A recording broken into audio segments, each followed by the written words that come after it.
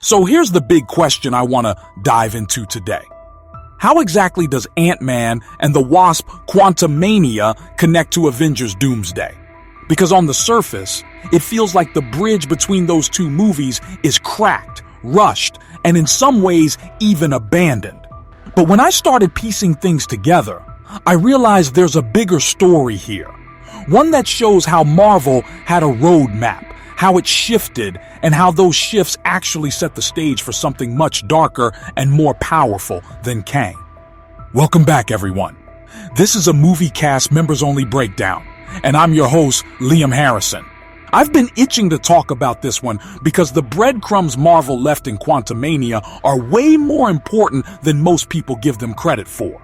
Let's dig into how Ant-Man's third outing, despite being a messy film in a lot of ways, still plays a major role in connecting us to Avengers Doomsday. Now, I know a lot of people weren't thrilled with Quantumania. Marvel pushed hard to make it the movie that brought Kang the Conqueror into full focus, after Loki Season 1 had already done such a solid job introducing us to He Who Remains and the dangerous potential of his variants. That first impression of Kang and Loki had audiences excited. This was the multiversal threat that could rival Thanos.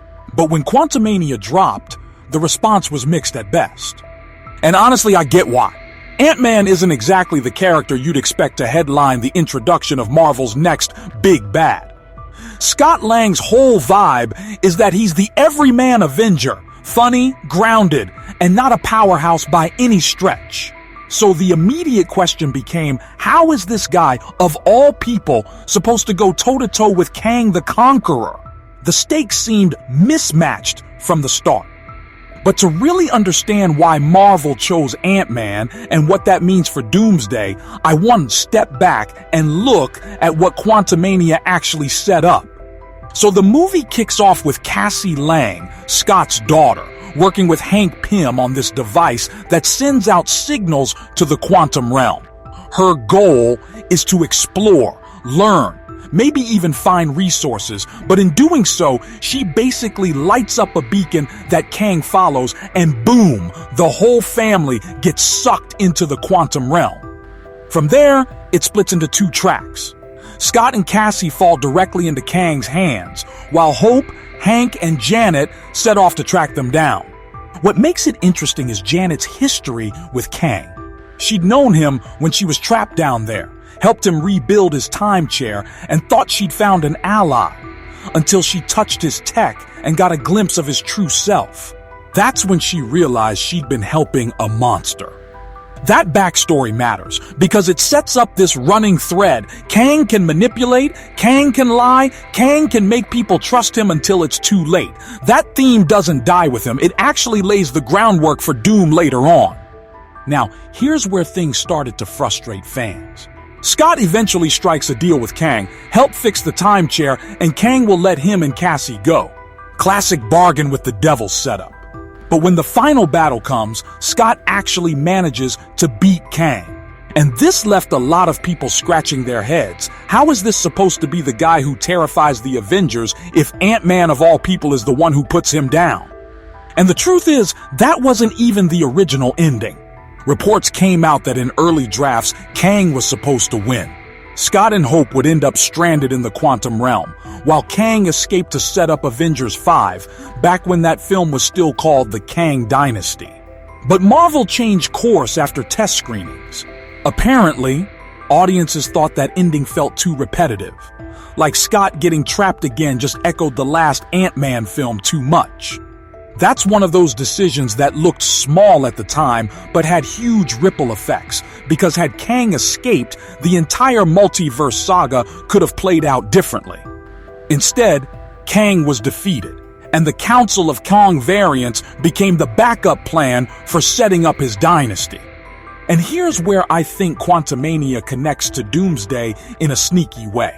That post-credit scene showing the Council of Kangs, it was meant to set the stage for Kang as the ultimate threat. Endless variants, infinite possibilities, and a multiverse already unraveling. But Marvel pivoted. Between real-world controversies and story recalibrations, Kang wasn't the endgame anymore. That left Marvel in a tricky spot. Enter Dr. Doom. By the time Comic-Con rolled around in 2024, Kevin Feige dropped the bombshell. The Russo brothers are back to direct, and instead of Avengers Kang Dynasty, the title is Avengers Doomsday. Not only that, but Robert Downey Jr. is returning, not as Tony Stark, but as Doom himself.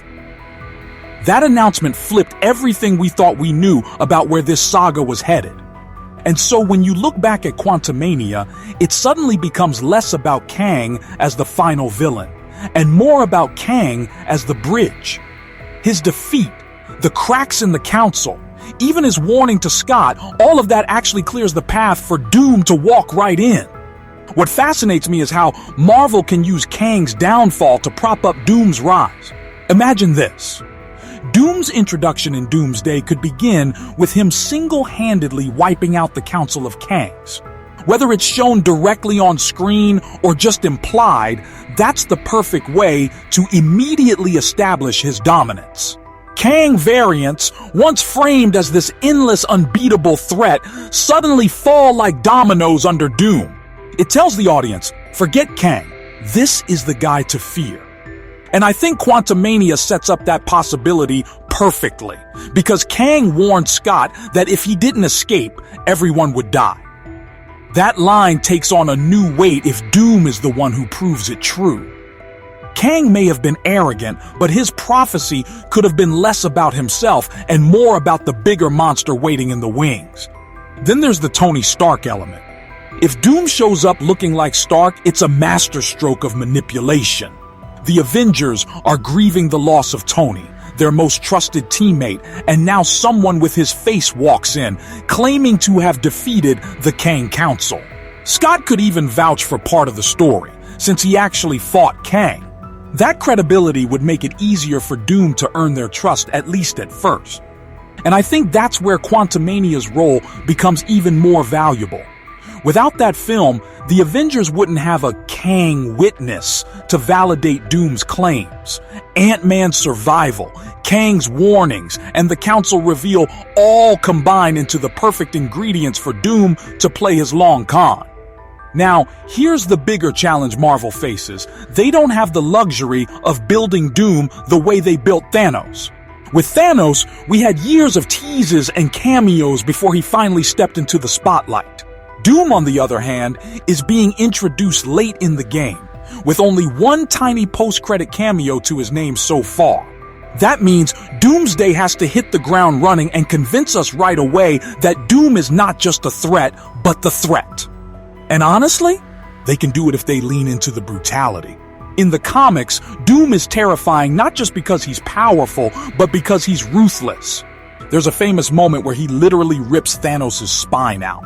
Now, I doubt Disney will go full gore with it, but if they find a way to showcase Doom dismantling an enemy as formidable as Thanos, or even just mention he destroyed the Council of Kangs off-screen, that's enough to cement him as untouchable.